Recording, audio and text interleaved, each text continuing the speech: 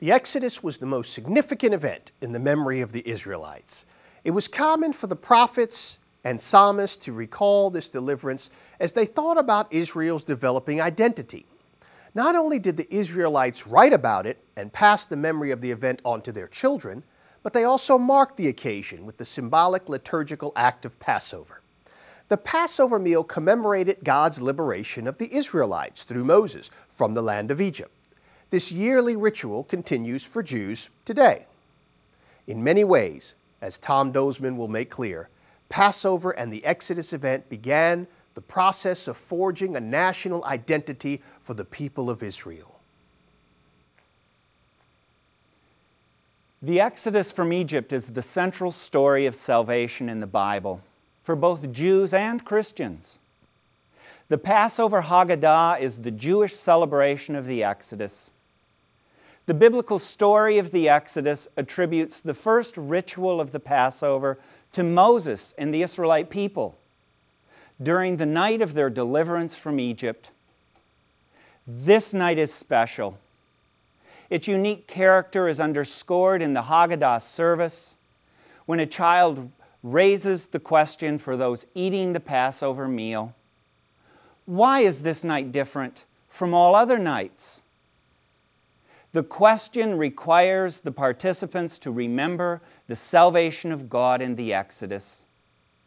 Through this ritual meal, the Exodus becomes a living force in the ongoing life of Jews, reaffirming in the very act of celebration that the night of Passover is truly different from all other nights.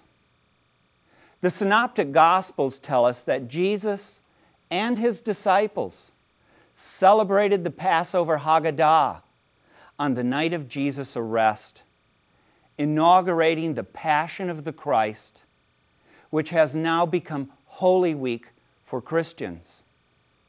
One of the disciples would have asked the question, why is this night different from all other nights? And the ritual answer, of course, would have been the recitation of the story of the Exodus as it is preserved in Exodus 1-15.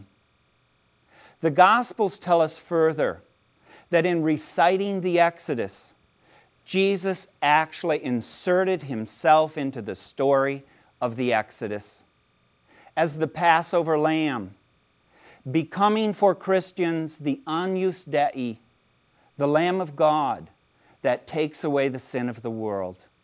As a result of Jesus connecting the Exodus story to His own story, Christians, like Jews, view the night of Passover as distinct from all other nights.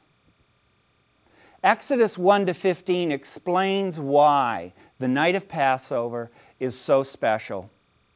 The book of Exodus is a story about the importance of memory, both for God and for humanity. The story opens with the tragic situation in which all humans lack memory. Exodus chapters 1 and 2 clarify that many, many years have transpired since the events in the book of Genesis, when God directed Joseph to bring his family to Egypt to live in harmony and abundance with Pharaoh and the Egyptians. That whole generation of Israelites and Egyptians has long since died. And those now living in Egypt have no memory of God or these past events, no rituals celebrating God's salvation of Abraham, no memory of Joseph's heroic role in Egypt. The same is true for Pharaoh and the Egyptians. The author tells us, a new king arose over Egypt who did not know Joseph.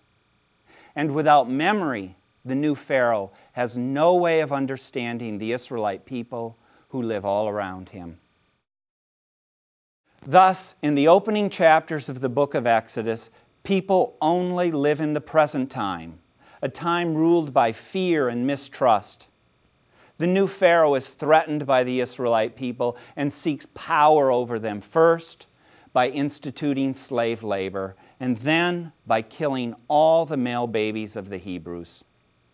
The hero Moses is rescued from the death sentence, but he too suffers from lack of memory, with no knowledge of God or God's past acts of salvation to his ancestors, Abraham, Isaac, and Jacob.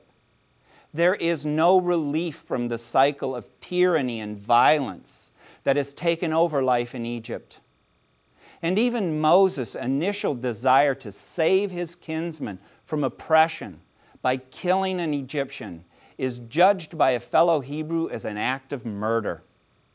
Pharaoh catches wind of Moses' misguided attempt at rescue, forcing Moses to flee Egypt for the desert. God finally enters the story of the Exodus in chapter 3 by appearing to Moses in the burning bush, located on Horeb, the mountain of God. God's opening words to Moses are a formal introduction, described as a divine self-revelation. I am the God. But this is not all that God reveals to Moses through the burning bush. God combines the divine self-revelation, I am the God, with memory. I am the God of your father, the God of Abraham, the God of Isaac, and the God of Jacob. God not only reveals the divine character to Moses, God also introduces memory and tradition to Moses, recalling the past promises of salvation to his ancestors, which play no role in his life. The divine appearance to Moses continues throughout chapters 3 to 7. The extended introduction of God to Moses indicates that the story of the Exodus is a story about God's memory, not human memory. The opening chapters of the book of Exodus underscore that God's memory is permanent. It remains active even when human memory fails. The writer of the book of Exodus states, God heard their groaning, and God remembered his covenant with Abraham, Isaac, and Jacob. Divine memory prompts God to fulfill past promises, even when humans are no longer aware of them. The ancient Israelites, Moses, and Pharaoh may be trapped in the tyranny of the present time, but God is not. The Exodus is a story of divine memory and action. Memory forces God to enter human history, to save the Israelite people from slavery and death, and to create a new future by fulfilling past promises to their ancestors. Exodus 7 to 14 narrates the conflict between God and Pharaoh over the fate of the Israelite people. God demands the release of the Israelite people. Pharaoh resists, stating, "Who is the Lord that I should heed him and let Israel go? I do not know the Lord, and I will not let Israel go." The arrogant response of Pharaoh sets the stage for an epic battle in which the weapons of war are the forces of nature, described as the plagues. God assaults Pharaoh with 3 cycles of plagues. Each cycle contains 3 plagues, and the cycles increase in intensity as they progress through the elements of nature, including water, land, and air. The plagues are intended to demonstrate the power of God to Pharaoh, persuading him to release the Israelite people. The continued resistance of Pharaoh leads to the central events of the Exodus in chapters 12 to 14. They too consist of three actions which further explore God's power over creation: the plague of darkness, the death of the Egyptian firstborn, and the destruction of the Egyptian army in the Red Sea. The focus, however, goes beyond the natural elements of water, land, and air to the most primordial features of creation: light and darkness. These opposing forces penetrate to the very core of creation. God proclaims in the book of Isaiah, "I am the Lord, there is no other. I form light and create darkness." The primordial character of these elements indicates that the plague of darkness in the unfolding drama of the Exodus is not a story about the night as opposed to the day. It is rather a story about the absence of light altogether. The plague of darkness is more like a black hole in space, where light is not simply absent, but consumed.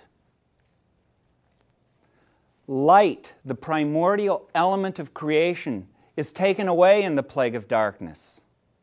And this is the setting for the subsequent events of the Exodus. Why is the night of Passover different from all other nights? Because Passover takes place at the darkest moment, midnight, on the night when light itself is consumed. The scene is filled with foreboding, so much so that the darkness acquires its own personality, becoming a force of death at midnight, described as the destroyer. It penetrates every Egyptian home, killing firstborn children, the very essence of family life. But wherever the blood of the Passover lamb is placed on the doorframe, that home is inoculated from the plague of death. The blood is like a light able to turn darkness away.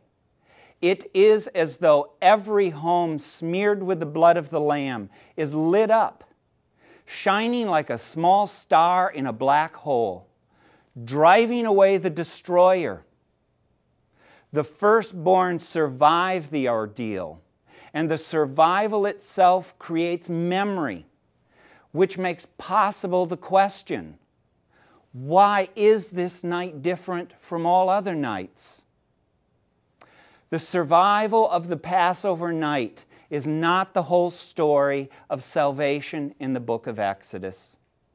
The conflict between God and Pharaoh progresses from the night of Passover to the confrontation at the Red Sea.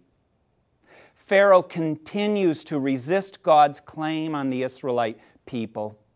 He gathers his army one last time and pursues the Israelite people through the night to the Red Sea, where the power of God over nature again takes center stage. God splits the Red Sea in two, allowing the Israelites to walk through the sea on dry ground. Pharaoh also sees his opportunity in this event, and he enters in pursuit of the people. But then, just as light returns to the story at the very break of day, God drowns Pharaoh and his army in the Red Sea. The biblical author describes the night of Passover as the night of vigil, in which God provided protection from death through the blood of the Lamb. Those who survived the night of vigil also experienced the salvation of God at dawn, when Pharaoh and his army were destroyed in the Red Sea. The question in the Passover Haggadah, why is this night different from all other nights, can only be asked by a survivor of the vigil. The question creates memory for those who observe the Passover. And this sacred memory must be passed on from one generation to the next. The Passover Haggadah also creates hope, since the recounting of the past salvation of God also leads to a future vision, when all evil will be destroyed like Pharaoh and his army in the Red Sea. Jewish participants in the Passover Haggadah remember the night of Passover, while also looking ahead to the return of Elijah and the New Jerusalem. Christian participants in Holy Week undergo the same process, recalling the Passover of Jesus on Maundy Thursday and the final defeat of evil at dawn on Easter Sunday. In remembrance of these things, the Exodus remains a living force in the lives of Jews and Christians.